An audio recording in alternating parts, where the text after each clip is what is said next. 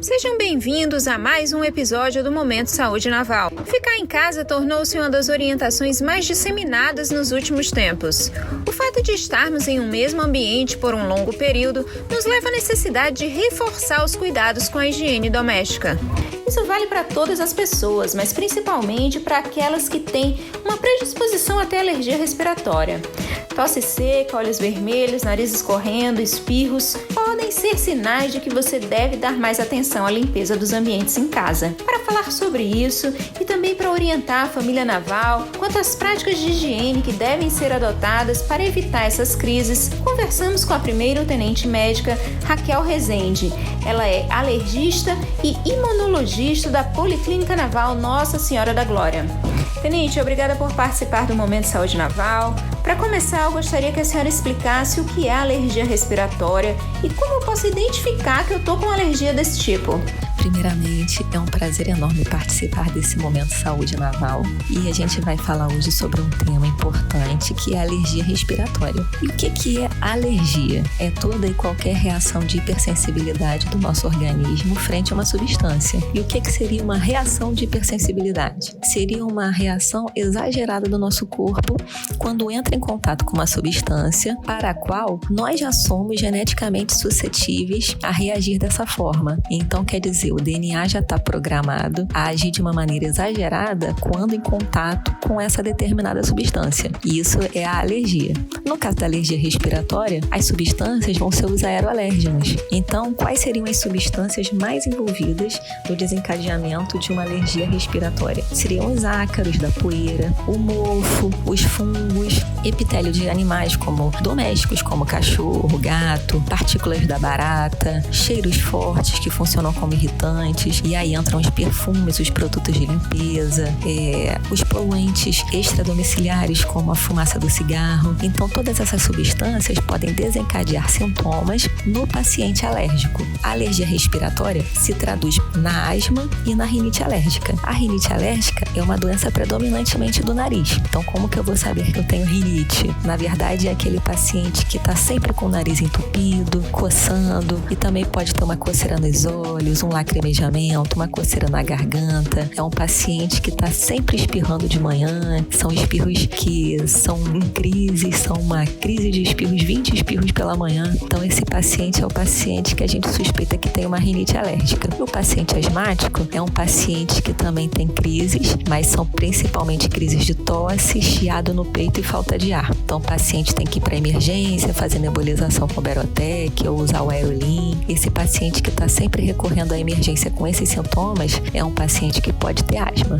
Então esses dois perfis precisam fazer uma visita ao nosso ambulatório de alergia respiratória. Nesse momento em que as pessoas estão ficando mais tempo em casa, que cuidado elas podem adotar para controlar as crises alérgicas? O controle do ambiente é fundamental para o sucesso do tratamento do paciente alérgico. E nesse momento de quarentena, é mais importante ainda ter uma atenção redobrada em relação aos cuidados com o ambiente. Os cuidados são principalmente em relação à limpeza, não só em estar fazendo essa limpeza de maneira frequente, mas na realização dela. Algumas observações que a gente precisa ter atenção. A gente precisa manter o quarto de dormir bem ventilado, bem arejado, trocar as roupas de cama com frequência e, se possível, lavá-las com água quente, envolver o colchão e o travesseiro com uma capinha plástica ou até mesmo uma capa anti-ácaros, mas o mais importante é passar um pano molhado toda vez que a gente for trocar roupa de cama, evitar tapete, cortina, carpete, bichinho de pelúcia no quarto do paciente e tudo que possa ali funcionar como acúmulo de poeira. Limpar a casa sempre com aspirador de pó e pano molhado. Não usar vassoura, não usar pano seco, porque tudo isso espalha poeira. Evitar que os animais domésticos entrem no quarto. E aí, dessa mesma forma, também evitar que ele suba na cama, que ele suba no sofá, porque tudo isso vai estar funcionando como medidas para também ele estar deixando o pelinho dele lá, ou até mesmo deixando ácaros ali.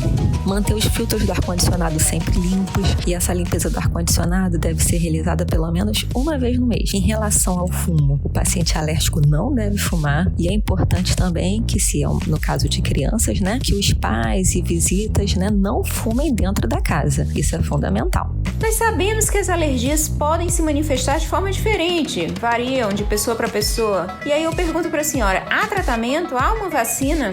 Bom, para o sucesso do tratamento, é fundamental sabermos quais são os aeroalérgenos que realmente desencadeiam crises no paciente. Para isso, na consulta, o paciente é submetido a um teste alérgico e, através dele, nós podemos identificar quais são as substâncias que realmente desencadeiam crises no paciente quando ele é exposto a elas. Dessa maneira, nós também vamos saber se o paciente tem indicação de fazer o tratamento com imunoterapia, que são as famosas vacinas para alergia. A imunoterapia alérgena específica, ela tem o objetivo de reduzir a sensibilidade do paciente àquela determinada substância. A imunoterapia, infelizmente, não cura o paciente. A alergia respiratória não tem cura, mas ela tem controle. E a vacina, ela age exatamente reduzindo a sensibilidade do paciente àquelas determinadas substâncias para as quais ele é alérgico. Uma coisa importante, o tratamento da alergia respiratória não é apenas a vacina. A pessoa precisa aliar a vacina ao tratamento medicamentoso prescrito pelo alergista. Podemos afirmar que a alergia pode ter uma relação ou uma predisposição genética do indivíduo. Existe mesmo essa relação? Sim, a alergia é uma doença com programação genética. Então, existem pessoas predispostas à alergia respiratória, outras são predispostas à alergia alimentar, existem também aquelas com uma predisposição genética a apresentar alergia medicamentosa. A alergia, ela é uma doença genética. É cada vez mais raro nós encontrarmos uma pessoa que não tenha nenhum tipo de alergia. Por que isso vem acontecendo, tenente? Realmente a prevalência de alergia respiratória na população mundial é bem alta. De acordo com os dados da OMS, nós podemos ter em algumas regiões do planeta até 40% de pacientes acometidos com rinite alérgica e 20% de asmáticos. Trazendo aqui para o nosso contexto brasileiro, nós temos uma prevalência de 10% da população com asma e de 25% da população com rinite alérgica. Então, realmente, são muitos alérgicos respiratórios em nosso meio, sendo frequente encontrarmos um amigo, um vizinho, um colega que tenha sintomas de alergia respiratória.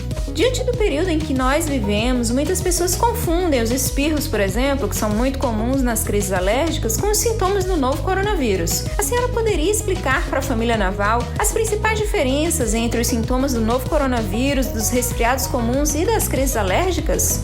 Primeiramente, vamos lembrar que tanto a asma quanto a rinite alérgica são doenças crônicas. O paciente geralmente tem sintomas desde a infância ou da adolescência. Já o resfriado comum e a infecção pelo coronavírus são doenças agudas e nelas há manifestação de febre e comprometimento sistêmico, o que não acontece na alergia. Muitos pacientes alérgicos me procuraram com dúvidas em relação ao tratamento. Inclusive, a ASBAI, que é a Associação Brasileira de Alergia e Imunologia, se pronunciou em relação a isso. E a resposta é que o tratamento, uma vez instituído antes da pandemia, deveria ser mantido. Ou seja, o paciente asmático fazendo uso de corticóide inalatório deveria seguir com o tratamento. O paciente com rinite que fazia uso de corticóide nasal também deveria manter o tratamento. E o paciente alérgico respiratório que já vinha fazendo uso de imunoterapia também deveria seguir com o tratamento. O tratamento é fundamental para o controle dos sintomas. Qualquer infecção viral pode funcionar como gatilho, desencadeando crises no paciente alérgico. E o nosso mecanismo de defesa, o nosso mecanismo de prevenção das crises, nesse momento, é a manutenção do tratamento. Que recado a senhora daria para a família Naval nesse momento?